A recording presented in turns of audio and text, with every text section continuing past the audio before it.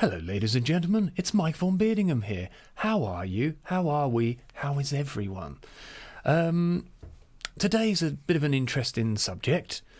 A subject after following on from last week's stream for the paranormal. I thought, what about the things when we're kids that absolutely terrifies us and pretty much fucks us up for a good portion of our life for a little while longer? So, hopefully you guys are going to get involved. Tell me your stories. Remember, you can call in.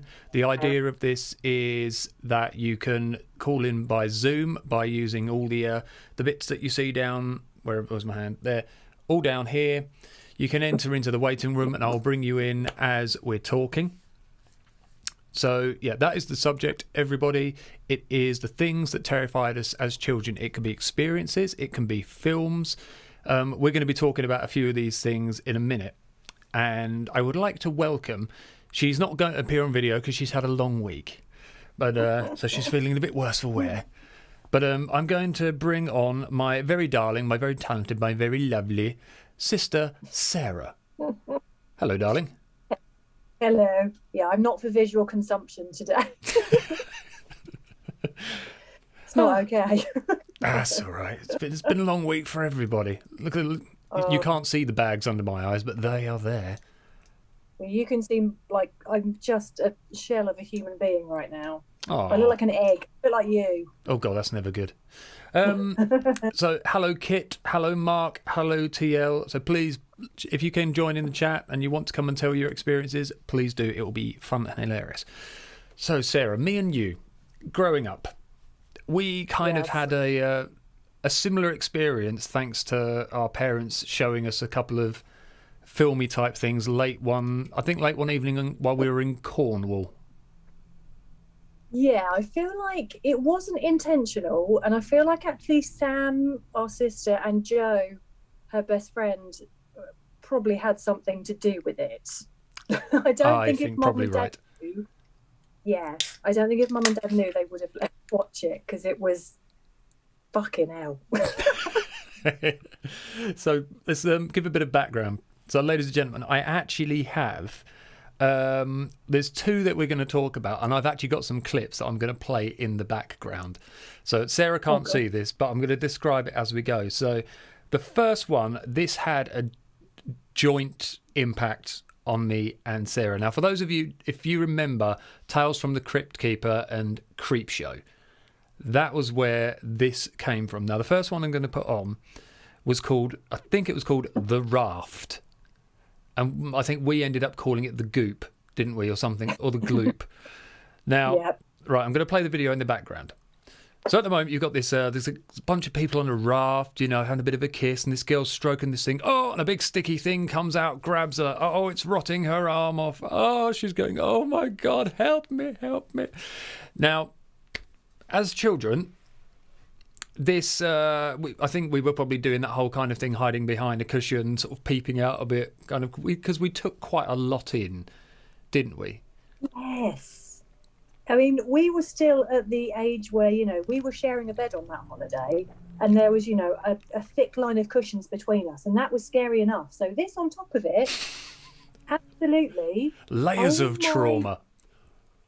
Yes, basically, like, ew, I'm sharing a bed with my brother, gross, and then, oh, the pink goo is going to come and eat my face off. What a great metaphor for, you know, everything. So I remember after watching this, actually, so this was the first one, ladies and gents. So as you can see, it's hilariously cheesy to watch back now, absolutely ridiculous. But as an impressionable child during, was this 80s or 90s? I think I was... Oh, God, I want to say I was about 9. You were maybe 11. So it would have just crept into the 90s then? Yeah. So it was the time at Willie's Surf Shack being a thing. Oh, my God, yes. Cornwall Fat Willie Surf Shack. Everybody appreciated Fat Willie back in those days. Oh, my God. The song that Sam and Jo played constantly was Must Have Been Love by Roxette the entire way there. So that is, you know, your frame of reference. Okay. So I can't remember exactly when that was, but it must have been around that time. So late, really late 80s, early 90s. So as you can see, very, very cheesy. Guy now being pulled through the raft, and there's another girl, and she dies very, very similar way. Now, the second one, Actually, I'll let everyone just see it for a second. Oh, thank you, Leanne, darling. There's a woman laying on the raft. Oh my God, she tries to turn her face. Her face is stuck. Oh, it's come through the raft and it's eating her face. Hilarious acting from the supposed boyfriend. Right, so that's that one. That is the raft. Now, the second one, this had more of an impact on Sarah, and we're going to tell you how this evolved and the trauma it created, because when you look back, it's hilarious, but for us at the time, it was real. You weren't there, man. Right. No, we've seen some things. So this was the hitchhiker. So a woman driving along in a car, she loses control, skids around, smacks into a hitchhiker, knocks him to the side of the road. So, and the way this progresses on, as you will see in the background, is that she leaves him and drives off. She doesn't care. She's having problems at home. This is just all too much. And as she's driving along, she pulls up and he's there in the background and he just keeps coming back. She keeps trying to kill him. He doesn't die. He keeps coming back. Oh my God, it's crazy out there. So let's start off with the effect that the raft had on us. Do you want to tell or shall I? I mean, it took a long time to trust in a toilet again, because that was going to come up and consume you buttocks first. It was going to eat you from the arsehole out, and it would be death by porcelain throne. Oh, on it. That, well, yeah, that. I mean, forget toilet snakes. Toilet goop is the real killer of our generation. Now, you know, as a child psychologist, that kids being afraid of the toilet isn't an uncommon thing. No, perfectly normal, perfectly fine. So let's not add flesh-eating goo to the already bizarre assumption that you're going to fall in, that poo is bad and all that bollocks. Yeah. But I mean, you know, looking back on it now as a metaphor for, you know, teenage sex and the dangers of it, fully support it, obviously. Yep. Also the danger of bottoms in teenage sex. So yeah, approach caution. So what happened with us is, if I remember correctly, we would never be able to be in the bathroom and flush the toilet at the same time. It was too terrifying. Oh, no. No, we were going to be consumed and defiled. So what we would do is we'd do our business. We'd walk towards the bathroom door, open it up, have a little peek about, just to make sure no one's watching, come back in, flush the train, and then peg it out of there like hell on toast. Absolutely. Preferably downstairs to where there would be, you know, a mum in the kitchen. Yes, that was our sanctuary downstairs. And we'd always end up, we'd hear... One of us would be in one of our rooms and you'd hear the toilet flush and run out, and then we'd stick our head out and go, look at you. You're running away from the toilet. No, I'm not. Yeah, just thankful it wasn't us that time. Yeah. Yeah, we got out of there by the skin of our teeth, or the skin of our buttocks. But, yes. So that was the impact of the toilet and the goop. Now, we're getting to the end where the hitchhiker here, he's still there. He's basically just a mess of a skull climbing into the car, groping her and strangling her. Thanks for the ride, lady. We can't play audio, everyone, because obviously there's a copyright involved. So with you, because that one didn't really have much an effect on me, but for you, what did it do to you?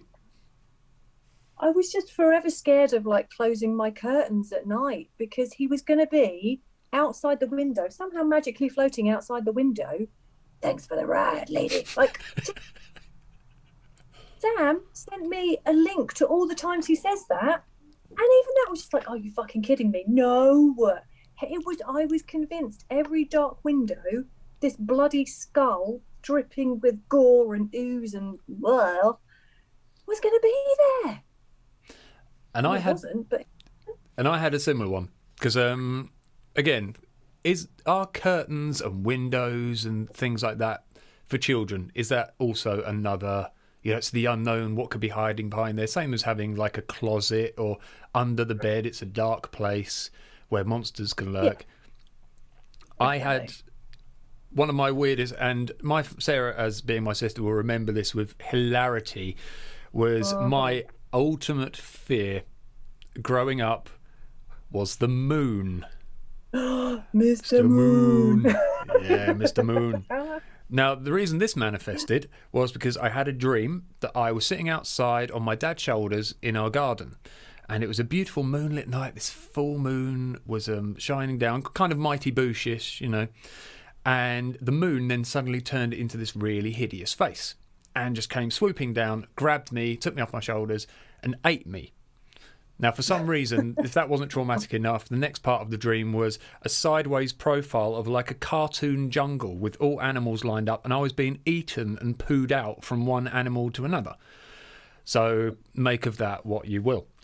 But from then on, I was the same as you were to the hitchhiker, as in what I thought when I laid down in bed is that the moon was literally circling the house. And Oh, yeah.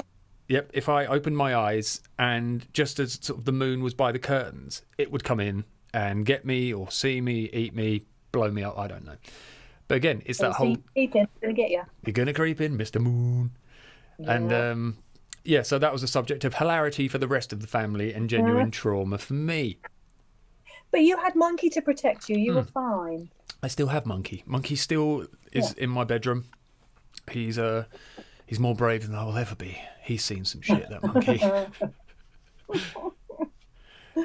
Oh, but it's funny, isn't it? Because, like, I feel like, you know, speaking as a mental health professional, a lot of it is about kind of the fears that happen outside of the house. Like you say, the house is your safe space and your sanctuary, especially your bedroom and things like that. And there's this big kind of scary outside world that can creep in and ruin it for you. I think that's, you know, metaphorically quite important. Unless you happen to watch a film that involves mirrors. Candyman. Oh, God. And was it Bloody Mary? That was the other one, wasn't it? Yeah, I mean, I'm sat in front of a mirror right now and I'm not going to say it, but yeah, even in primary school, that was a thing. I remember doing it in the toilets in primary school. But that even carried on into... Because Candyman was a little bit later, wasn't it? I think Candyman was the 90s. Yeah. And I remember nobody had the guts to do the whole Candyman. And now I start looking behind me. Yes. And... Mouth full of bees, no thanks. I'm full of bees. Covered in bees. But there was no... I think everyone, after seeing that, was terrified of the mirror, of saying anything in front of the mirror. I know even in our own house, you'd watch like a horror film where something appears in the mirror behind you, and then for about probably 2 weeks afterwards, you were avoiding all eye contact with yourself in the mirror because something was always going to appear behind you. Yeah, getting out of the shower as well. It's like, okay, if there's not pink goop in the toilet or a dead hitchhiker at the window, Bloody Mary is coming through it to get me. So if there's a lesson... I mean, is it any... Sorry, carry on.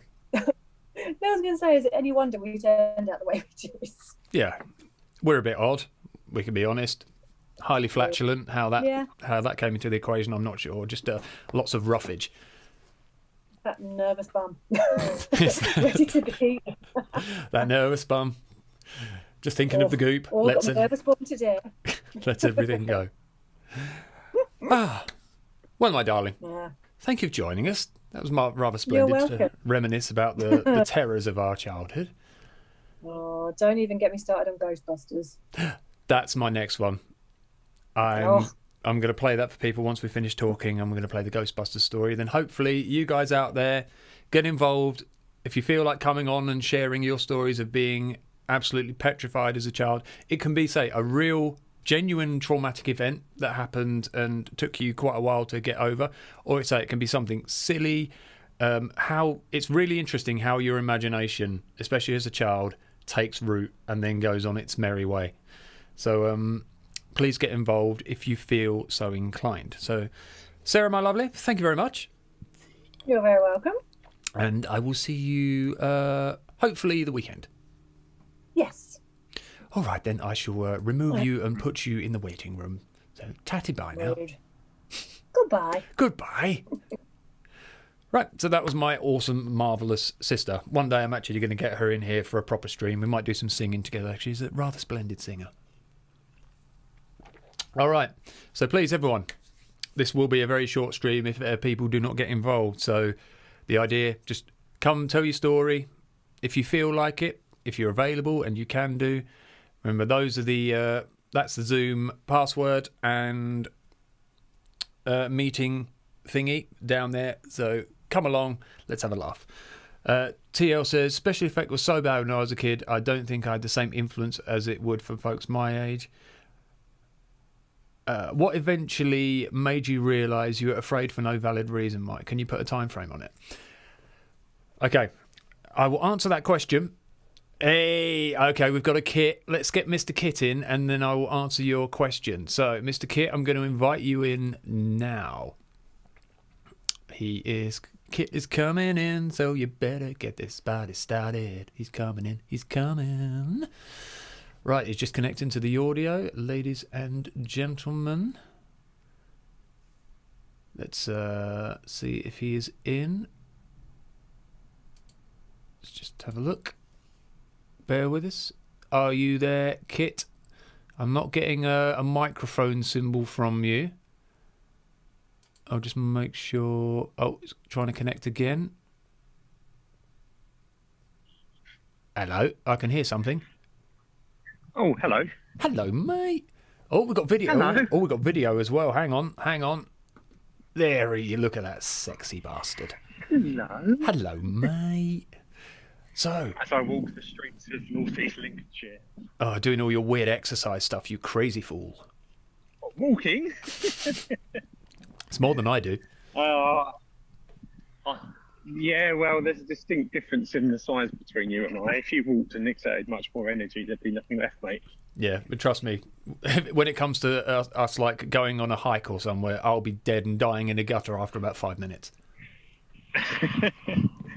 Yeah, I've got the idiot dog with me for company, so no, I had to come on because, and if you've already mentioned it, apologies, but no, I couldn't hear anything.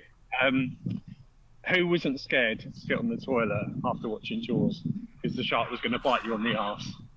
Yes. Now, I know a lot of people who had exactly the same thing. I didn't really, or did I? A bit of Jaws may have crept in there. Practicalities of a killer shark swimming up through the sewage system and out the toilet, but you'd still be scared to sit on it. And for me, I mean, why my mum let me watch whatever I wanted when I was a kid, I will never know. I'll have to ask her. But I watched American Werewolf in London. Couldn't have been more than, I don't know, what year did that come out? Early 80s. I was born in 77. I must have been like 6 or 7. Jesus Christ! I know. And I think it's a scene quite early on in the film where the guy's head rolls across the bonnet of the car. Oh, God, yeah. Stuck with me for a few years, traumatised me massively. And also had a kind of really unhealthy fear of Kane the Preacher from the Poltergeist films. I mean, Poltergeist generally was quite scary to watch as a kid, but there was a bit in that. There was one bit that, you know, during a film, there's always that one bit that hits you unexpectedly and just traumatises you for a good few years. The one for me was after she had gone in to get Carol in, and she'd gone through the doorway, you know, it's all sparking and all the lights, and he panics and starts to pull her back, and that huge skull of the preacher just comes bursting out. That made me saw myself something chronic. If Leanne is at home listening and watching, she actually doesn't let me sing this because it freaks her out, so she'll hate me for this. But you know when it says, God is in his holy temple, earthly thoughts. And he's just that terrifying voice. And there's a bit where I think the premonition or the ghost of him appear in the reflection of the car window when Carol Ann's in the back. Oh, yeah. Yeah, he scared the shite out of me, that guy. Is that Poltergeist 2 or 1? I think that's the second one. Yeah, I think so. With Kane the Preacher, yeah. And then, literally maybe 10 years ago, went to Texas to visit Dad, and I met a guy who they basically call Preacher Man. And in fact, Dad's written a track called Preacher Man off his solo album, dedicated to this guy who is the living embodiment of Kane the Preacher from one of the Poltergeist movies. That's terrifying. And equally as terrifying in the flesh. Yeah, absolutely. When you kind of meet a living version of something that you're terrified of, utterly fearful. He reminds me of what was it, Westboro Baptist Church? Do you remember the old preacher from that? He's got that kind of look, hasn't he? Well, no, I don't remember that. What was that from? If you remember the Westboro Baptist Church, they're one of those really sort of extreme church organisations. And I can't remember the old man. He actually looked. It suited his character, put it that way. Yeah. But Leanne has said. Leanne said, I went to a friend's house as a kid, probably about 9 years old. Watched a movie that I think was called The Lamp. Would never have been allowed in my house for good reason. Set in a museum, there was a scene where some snakes escaped and bit a woman in the bath, and I was convinced for years that if I had a bath, the snakes would get me, even though we had no snakes. It was definitely going to happen. Yeah. And she said, stop, forbidden song, you're not allowed. No, I'm not. I'll be in trouble when I get in. On the third poltergeist made her scared of mirrored wardrobes as an adult. Oh, absolutely. Even the clairvoyant's voice in the first poltergeist, Carolyn, and she's going to the light. This house is clean. This house is clean, exactly. And it's kind of weird, isn't it? Like, I'm in my mid-40s and talking about it, I still get a little, the hairs on your arms go on end because it still frightens you.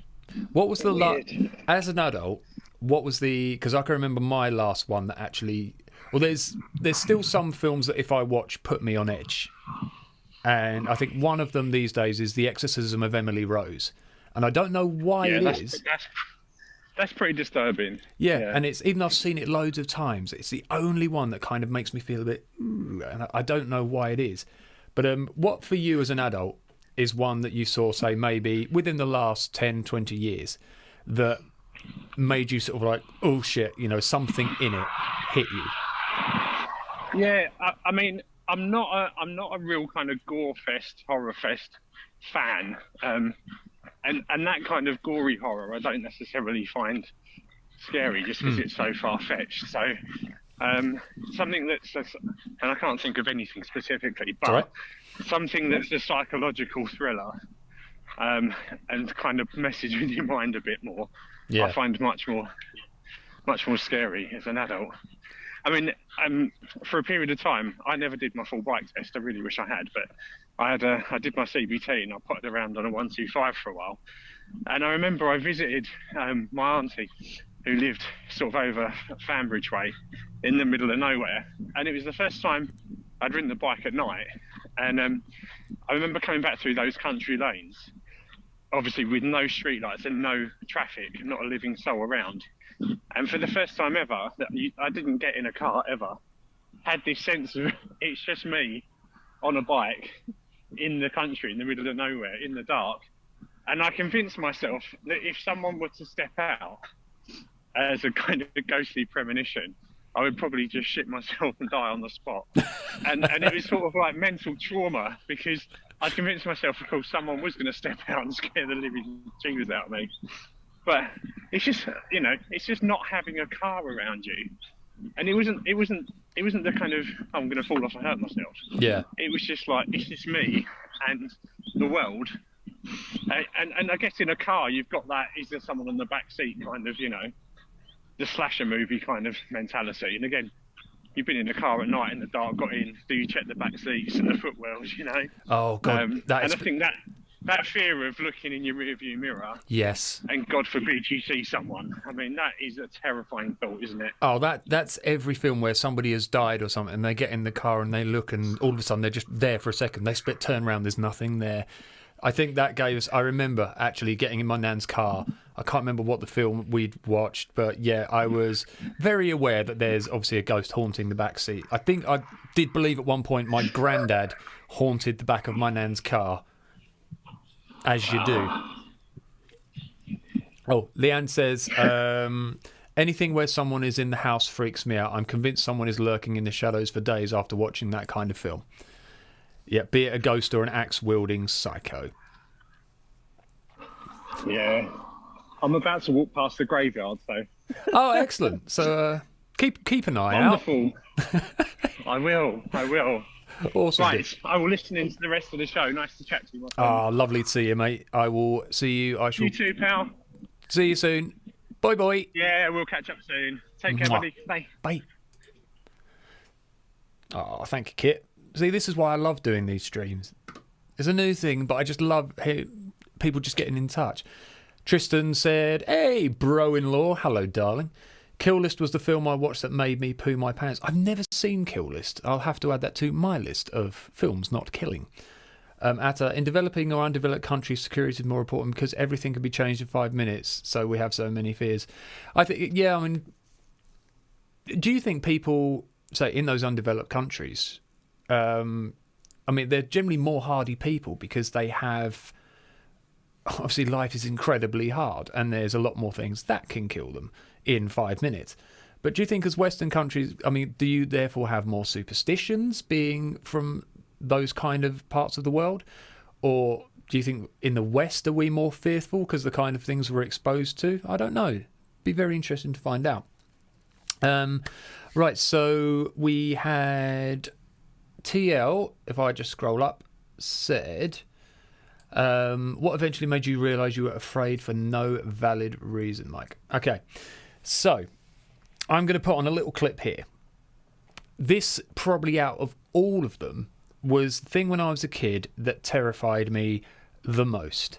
Now, I adore this film. I think for many of you out there, anyone who's seen this will appreciate what a fantastic film it is. Right, Ghostbusters. The moment in the library where they discover the floating lady ghost. Now, this part was cool. You know, the first time you actually see a ghost in the film, so it's a little bit creepy and sort of a, oh, okay, feeling a little bit on edge. You know, set up really nicely how it leads up to this moment. Now, the bit that you can obviously imagine is what happens in a moment. And so I'm sitting there, not paying much, sort of watching. That happens. Now, even just watching it there, I still got a little tingle. That terrified me to the point where I either hid behind a cushion or I hid behind the couch. And whenever Ghostbusters was on, because I adored the film, I could never watch that part again. And I would always end up literally behind the sofa. Leanne says, I'm still afraid, only my duvet will save me. Oh, that's what we talked about in the paranormal one last week. It doesn't matter who you are, how old you are, hiding underneath the duvet is our go-to whenever we encounter something like this. One word, clowns. Now, that's where clowns has... It never really had an impact on me. Clowns never did. I think ghosts definitely more, and the idea of ghosts. There are a couple of moments in the film Tremors where one of the early death scenes where they see the guy's hat sitting on the ground and they lift the hat off and there's just his head going. That scared the living shit out of me, and that was one of those oh my god kind of moments. The very splendid Stuart who repaired my computer for me, so if you're listening, Stuart, thank you, dear boy, you are an absolute godsend and a gem. He said he experienced, now as a young kid, Critters, which was pretty hardcore when you were young, an Alien. Now, can you imagine being a young kid and seeing Alien? Now, this is one of the things that always makes me wonder. Is I was a friend of mine from years ago. He had his kids over and he was talking about what films they wanted to watch, and he was willing to let them watch pretty much anything, 18 movies and all that kind of stuff. Now, I know as adults and these days we're exposed to a lot more quickly as we're growing up, regards to movies and stuff. But do you think it still has as big an impact seeing stuff like that as a kid as it did when we were young as it does now? And you guys have got kids, so you'll know what triggers off your kids and what doesn't. So let me know. It'd be really interesting to hear. In our culture, clowns are not horrifying, but Americans think they are. Yeah, it's definitely more of a Western thing. So I think everyone's got their thing, haven't they, depending sort of where in the world. Holy fuck yes, couldn't leave an arm or foot out of the bed after watching Critters. Absolutely.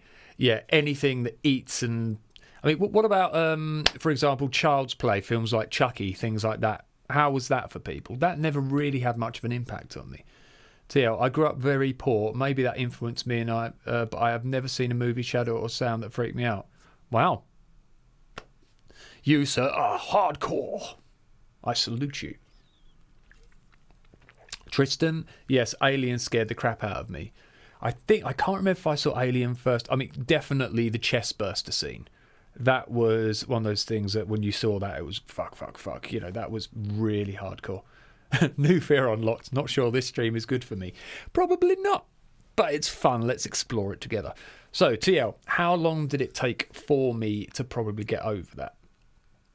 Now, the moon thing, I think from experience in that probably maybe kind of around, I must have been sort of about 8 or 9ish, into my probably a good up to 5 years. Really still affected me, and I don't know why. Even as time went on and I was sort of more wary of it and everything, I don't know why it went on for so long. But it wasn't until I think that I kind of almost forced myself to it sounds stupid, just be somewhere and just look at the moon and just take it in for what it was. As soon as you sort of watch something in context where you know that you're in a safe space, I suppose that's one of the ways you can deal with your fears, is making sure that you're in a safe environment for when you can tackle that fear. And regards to the Ghostbusters thing, I avoided that film for years and years and years. And it probably wasn't till maybe even late teens in my 20s where I forced myself to watch that scene. Because again, it's one of those things that it builds up so much. And I think I even watched it and kind of sort of did squint a bit and look through the eyes a bit, just because the trauma from watching it was so immense. But then after I actually saw it, I was like, oh, okay then. Or watching it frame by frame, that was how I dealt with it. I mean, one of the ones later on in life that I watched in the cinema, and I saw it, and whoever I was with at the time, I literally sort of sat back and went, I really didn't fucking want to see that, was the remake of The Ring. And there's a moment where there's one of the first deaths, and there's a girl in the wardrobe, and you just see her face kind of go, just like drop down onto her lap. And that disturbed me like absolute fuck. And that wasn't until, again, I just avoided it. I didn't want to see it. I didn't want to acknowledge it. And that took, again, me finding a clip of it or finding some stills from the movie and actually looking at it and say, oh, yeah, there's the model of it. There's this. Is this actually what I remember? Because like watching back the Ghostbusters thing, when you see actually what the Ghostbusters thing is and how cartoony it is and all the, the big elongated teeth and everything, I remember it being a lot more terrifying than what I see now. Leanne, my kids are so sensitive. Even Disney can be too much, so they don't really watch movies, not worth the consequence. Yeah, I suppose we have to tailor it to everybody's taste, don't you? There's some kids who can just binge watch endless amount of this stuff and just be immune to it, and then some people who will just get nightmares from just something that somebody said or just putting an idea in their head. A friend of mine who I work with, my mate John, and this is one of the things that always fascinates me about children's minds, is how they perceive the world and where the mind will go to convince them of what is going on. And his one was, I think it was his grandmother's house or something like that. There were steps up to the stairs, and then on the landing there was also a little bridge that went over to some of the other bedrooms, which sounds really cool and lovely. And every third step, the third step from the top would creak. And he says that what would happen is he believed that when he went upstairs, I think this is what he said, that if he trod on the third step or something, then a skeleton would appear on the bridge. And then after his great-grandfather or his grandfather had died in one of the bedrooms, the skeleton then would become his grandfather and all this kind of stuff. So it's just the little stories we make up of our head, that if we do this and do that, we're not actually scared of the real life shit that can be terrifying and kill us. It's just that imagination and just where it takes you. Atta says, films that are true events affect me. Yeah, I can fully appreciate that. That's one of those things that it really brings it home when you watch something that actually happened. In World War I, Russians ate each other because of hunger. This is horrifying. They sold the bodies to eat. I saw the photos. Reality is far more fearful than fiction. Absolutely. But as a kid, obviously, hopefully, you're not going to see pictures of Russians eating each other. But as a kid, just the links that you can make to create a narrative that will absolutely terrify you is amazing. So, wonderful imaginations. 1, 2, Freddy's coming. Nightmare on Elm Street. So, who out there? Because the ones... For me, let's have your input on this, ladies and gentlemen. The big, obviously, sort of the ones I remember the most were the Friday the 13th, Nightmare on Elm Street. I mean, Friday the 13th, part 724, whatever it became by the end of it. But there were a couple on there that weren't necessarily scary, but they were uneasy, and it's that waiting for the jump out and then the death and everything like that. Definitely Nightmare on Elm Street. For me, I think it was Nightmare on Elm Street Part 3, The Dream Warriors. Had quite a few famous people in it. And it was when the boy was laying in the bed and Freddy comes in and tears the veins out of his legs and walks him off the building, sleepwalking. That was a real head fucker.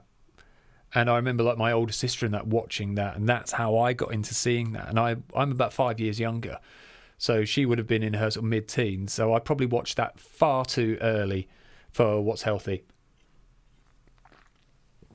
Leanne says, there was a song on a car advert, Just Haunting. Had to turn it off every time. Don't know what it was, but triggered the most awful feeling. Just feels like imminent doom every time. There's bands I listen to that make me feel like that. I grew up in the worst early 80s moments of the Cold War. When I mentioned the horror of radiation poisoning to my mum, she reassured me and my sister by saying she would slit our throats before that. Wow. That's straight to the point. That's don't worry, kids. Mum's got it covered for you. Jesus Christ, dude. That's pretty hardcore. But hey, how did that affect you? As did that actually reassure you growing up, or did that just make things forever worse? Yeah, Johnny Depp's first performance, was he in the first one? I believe, where he literally got sort of cut to pieces and just blood everywhere.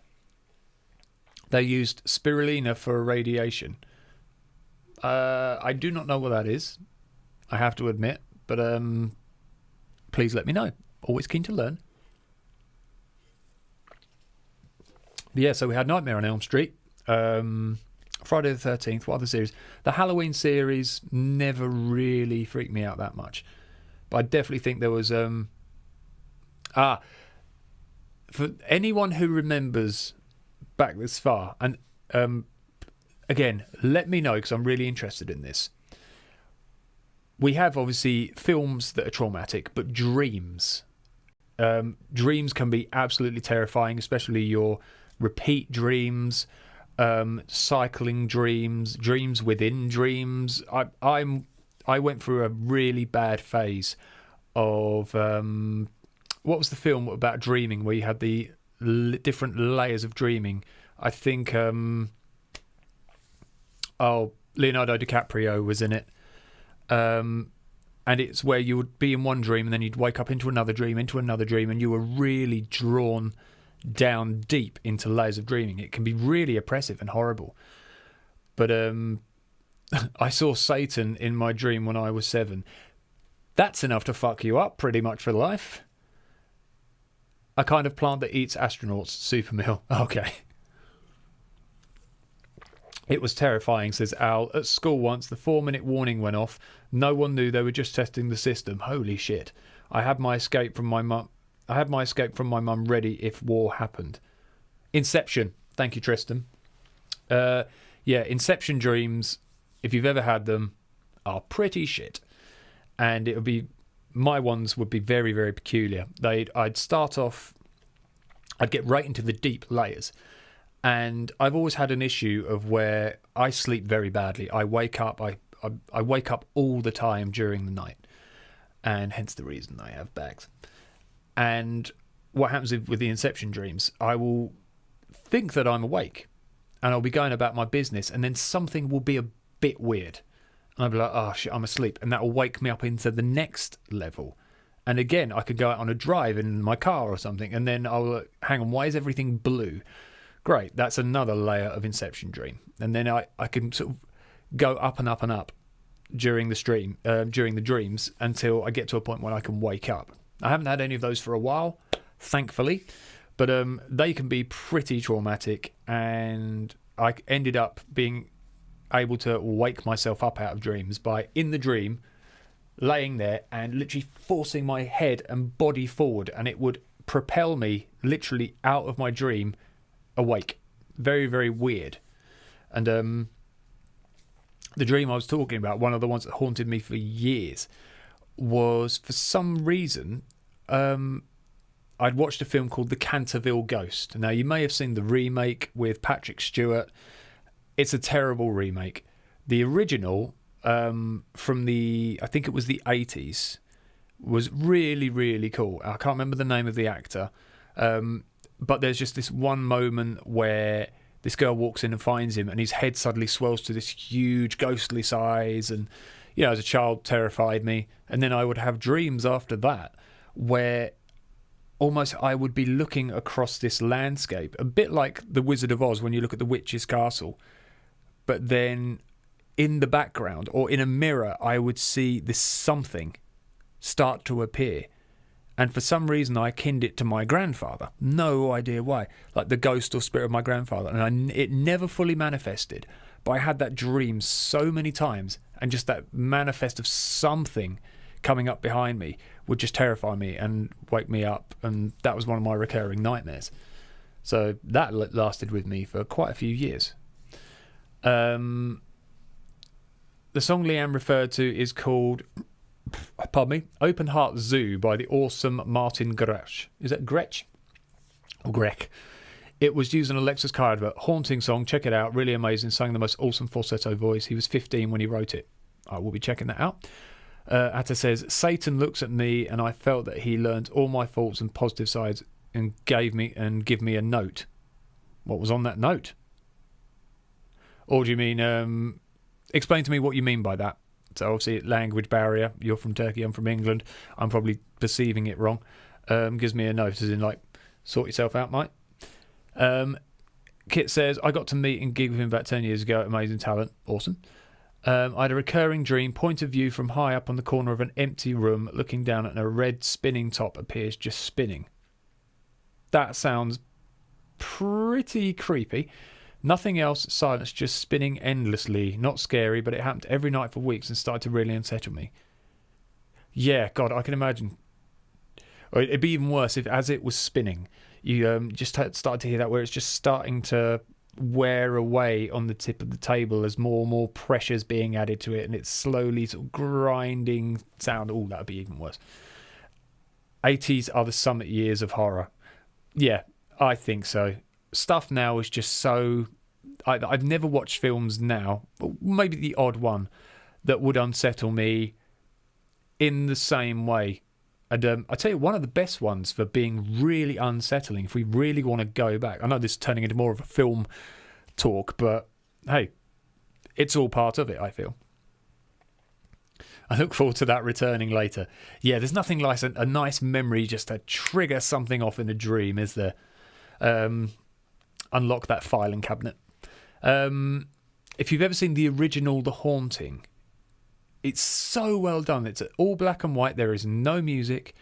And there's not really much that happens in it, special effect wise, but it's just the way they hold certain shots and really build the tension that you're constantly on edge, waiting for that thing just to happen and trigger off. And a lot of the times things don't happen, but the whole process of being kept on tenterhooks the whole way is one of the things I think that really, really makes an impact.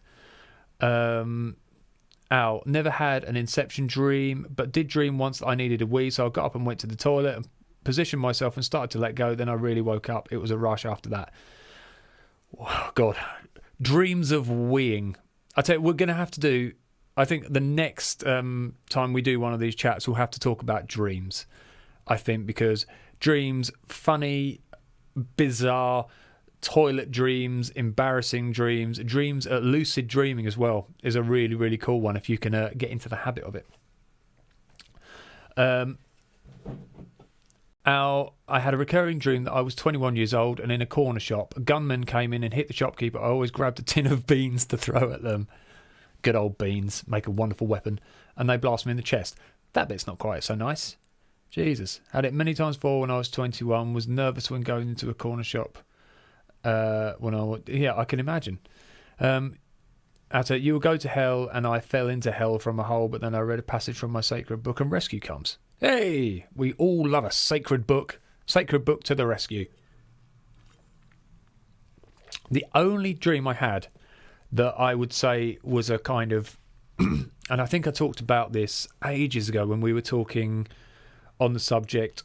Actually, it might have been the other stream in the paranormal, when we were talking about something pressing on your chest and everything, is when I had a dream where everything all of a sudden just went red, like a red mist descended, and for some reason I said, "Get behind thee, Satan," as you do, and then all of a sudden that's when I felt the presence pinning me in bed, and after I felt it lift, I got up and just shot out of the room, went downstairs like, I am not going back in there again. Wet dreams, wonderful thing. These days you kind of, if you happen to have a dream along one of those lines and things start getting interesting, you never make it till the end. It feels like you're going for all your worth. You're like, come on. Look, I know it'll mean I've got a sticky belly and the sheets will be stuck to me in the morning, but just why not? Let me just have this one moment. Never happens anymore. We never get the go the full distance. Astral travel. That's right. Okay, we're definitely doing a one on dreams. I hopefully have a guest next Thursday. A very lovely friend of mine, Lucy, who is a pianist, so that should be fun. But we will definitely have one on dreams, astral projection, lucid dreaming. Or that'll be a really awesome one to cover. So let's definitely do that. Maybe do that in a couple of weeks' time. TL says, I went through a period during puberty where I would have the same dream. I felt I was floating and always had this shadow chasing me, but I toyed with the shadow. I felt I was faster. I felt if the shadow caught me, I would be consumed by it, but I was very confident of how fast I was. I so enjoyed fucking with that shadow. Man, you had far more confidence than me as a child and teenager. Sweet dreams are made of these. Replying to Kit, I read about that right after what I wrote above.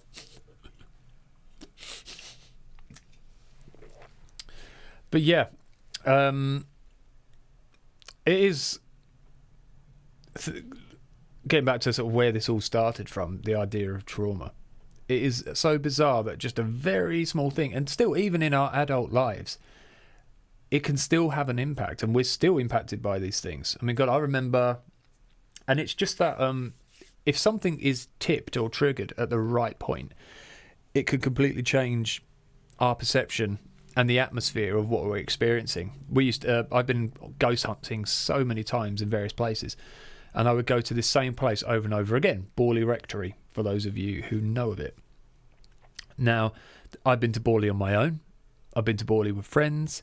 I've been to Borley on beautiful moonlit nights, or nights where the wind is blowing, when where there's snow drifts and blizzards. I've seen it all there. But 90% of the time, I would go there and feel absolutely fine. But then one time, I literally walked up to the place, got to the gate, and I couldn't go in. I was so terrified, and I'm even again. The hairs are going up my arm just thinking about it, because for no reason, exactly the same place, nothing different. But I'd obviously been thinking about something beforehand, something that triggered me off, and therefore I'm standing in front of this place and absolutely shitting a brick. And I don't think I went in that night. And that's all it takes. A bit of imagination, think about the wrong thing, and even as fully fledged adults, we are still scared shitless. So it's nice to know that we can revert to that inner child, and there are things in life that still terrify us, even if they've got no reason to. Anonymous book. Oh well. Who cares who it was written by? As long as it does the job, that's all that matters. Right, so we've got about 4 minutes left, ladies and gentlemen. Oh, sorry. Stuck to my chair now. I've been sitting here for so long. I really enjoyed this, and I really love having these chats with you guys. They're just so much fun, and I really love when you guys get involved. Seeing your beautiful faces and hearing your lovely voices coming through is always a pleasure. And it's great because it just means that you get to just connect on different levels and understand that we're not that much different despite whatever's going on in the world. All the divisions and all the hate and horribleness that's going around. The fact that we can all come together and chuckle at ourselves and how silly we can be is a marvellous thing. So has anyone else got anything they'd like to add? Oh, Al, my mum is, apart from a potential child killer during a nuclear war, very tuned to ghost stuff and has had many friends who are the same. One time when I was little, one friend was round and said, wait for it. I need to get some ghostly music in the background. Ooh. That the ghost of a child had half materialised in our floor. Excellent. That's just what you need to hear. And how old were you when you heard that? Leanne, when I was little and learning to read, I would read everything out loud, as you do. I was a shy child, very shy, so when I read the giraffe scrawled on a concrete bunker that said, when I read the giraffe, maybe I should learn to read. When I read the graffiti, giraffe scrawled, read the graffiti scrawled on a concrete boulder that said black man's testicle, and my parents found it hilarious and told everyone, yeah, that was true, childhood trauma for shy child me. Once I saw Sylvester Stallone and I was his boyfriend, it was really horror. God, yeah, if we're going into weird dreams about that kind of thing, we've all had them. I'm sure we're not going to admit to some of the things we've dreamed, because there's certain things I think for a lot of us will remain private. Al said, when she said it was absolutely freezing. She spoke to the ghost and took it with her to help it pass over. That was very nice of her. We will be doing another stream talking about the paranormal, because there is so much more to talk about. And also in the last stream, we had Verica, who is very much into her, I suppose, mediumship, and says that she does contact the dead, contacted her sadly departed fiance. So that paranormal is obviously a big part of her life. And we have TL, who is on the other side of things, you know, a paranormal investigator, a skeptic, has pretty much disproved every sort of paranormal, what's the word, example that has been given to him. So it'll be interesting to talk to people on both sides. I'm not going to have them talking together because we want to respect everybody's opinion on this show and what it means to them. So that will be a really good one to do. Al said, I had a very disturbing dream about 80s pop singer Sonia. Maybe some other time, yeah? Yeah, I think we'll definitely cover that in the dreams one. That's going to happen, let's say, 2 weeks' time. I think 2 weeks' time should be free, hopefully, if I'm not gigging. August is quite busy, but we will squeeze it in, so we'll definitely do one on dreams. That'll be awesome. All right, everybody. My time is up. Thank you all for joining in. Thank you for everybody who's liked the stream. I really appreciate it. Everyone who donates to the stream. Remember, if you donate to the stream, any money this month goes towards the animal shelter who are trying to rehome the dogs that we had to give up. So if anyone feels that they want to donate to them or the stream, please do. It'll be much appreciated. I love spending time with you guys. It's really awesome. It's one of the things I really look forward to during the week, especially at the time when there's just so much shit in the world. You guys are the breath of fresh air that everybody needs. So take care, everyone. All the best. Remember, please like, subscribe, follow. If you enjoy what we're doing on the stream, please tune in whenever you can. Come and spend some time together. All right, everyone. All the best, and I will see you all. When do I see you? Next Monday for Carrie's stream. And for anyone who's in Southend, I will be gigging Friday night. Still not quite sure how gigs are going to go. Actually, something for, obviously, a lot of you tune in through the music side of things. One pub. I know there's a lot of division again about the whole Freedom Day over in the UK, and some people thinking that COVID's just gone because restrictions have been removed. But just please keep this in mind.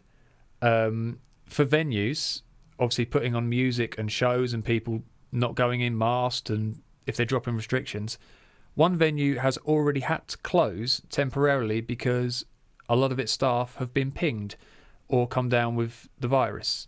So it's all very well thinking we can go into these places without protection, I'll do what I want and everything.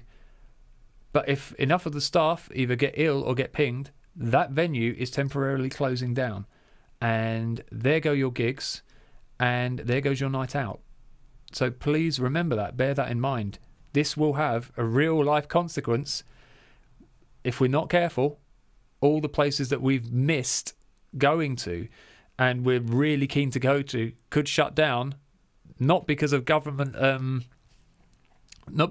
restrictions, but because people are being pinged and people are getting ill, all the staff. So just remember that, please, everybody. And be safe, look after yourselves, and I will see you all soon. Take care. Mwah. All the best.